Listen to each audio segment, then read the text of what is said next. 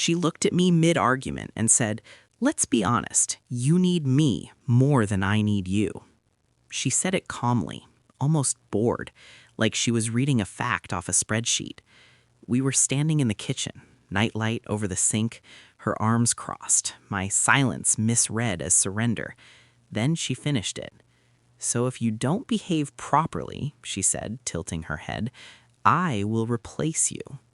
I remember the hum of the refrigerator, the way the word replace echoed longer than it should have. I said nothing. That's when she smiled. She thought the silence meant fear. We hadn't always been like this. Once she held my face with both hands and said I made her feel safe. Once she cried when I took her off a plane because she hated flying alone. Once she joked that I was her infrastructure, her word, not mine. I paid the phone bill because it was easier, put the car in my name because my credit was clean, added her to my health insurance because she said it made her feel chosen. I didn't mind. That's what you do when you build something. You reinforce it. But love rots quietly. It doesn't scream.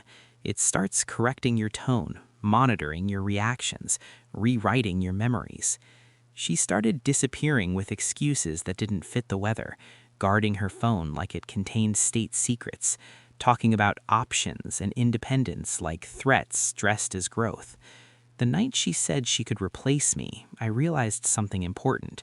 She had been rehearsing that line. The discovery didn't come with fireworks, just a receipt, a hotel charge, midweek, local, not expensive enough to be discreet. I didn't confront her. I didn't need to.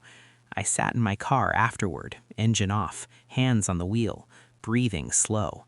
Pain arrived first, sharp, familiar. Then it passed.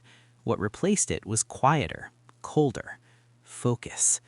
I checked dates, cross-referenced statements, opened accounts I hadn't looked at in months.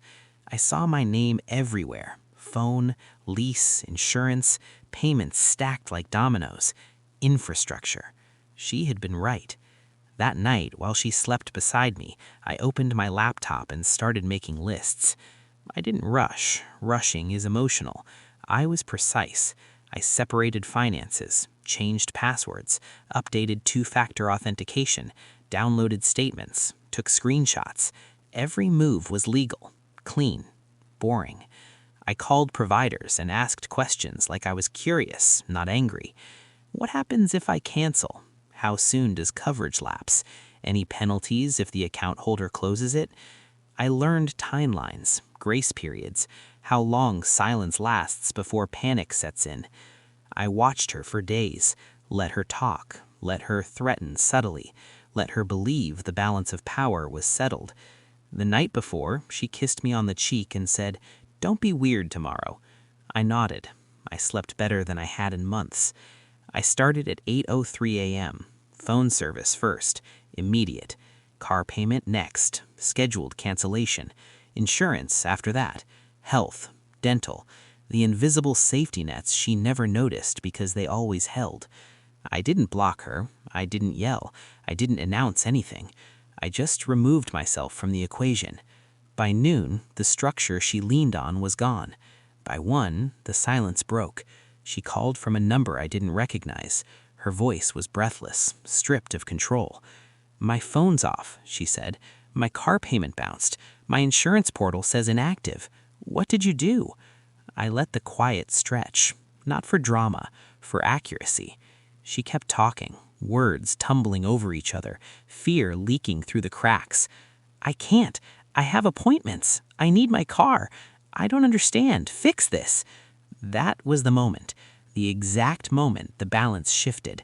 I spoke softly. "Let's be honest," I said. "You said you could replace me." She went silent.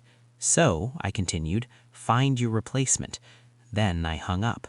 Friends calling, messages piling up, accusations dressed as concern. She showed up at the apartment that night, eyes red, mascara smeared, anger fighting desperation. I didn't let her in. "You're doing this to hurt me," she said through the door. "No," I replied. "I'm doing this to stop hurting myself." She slid down the wall outside, crying, bargaining, promising clarity. I waited until the sounds faded. The next morning, I packed what was mine, which turned out to be almost everything. Weeks later, I heard she moved in with someone else, a real replacement this time, temporary, unequipped. I wondered how long before he noticed the bills, the gaps, the expectations she never learned to manage. I didn't feel joy. I felt clean. Some people think revenge is loud, violent, messy. It isn't. Sometimes it's just stepping away and taking your name with you. She wanted power. I gave her reality, and I never said another word.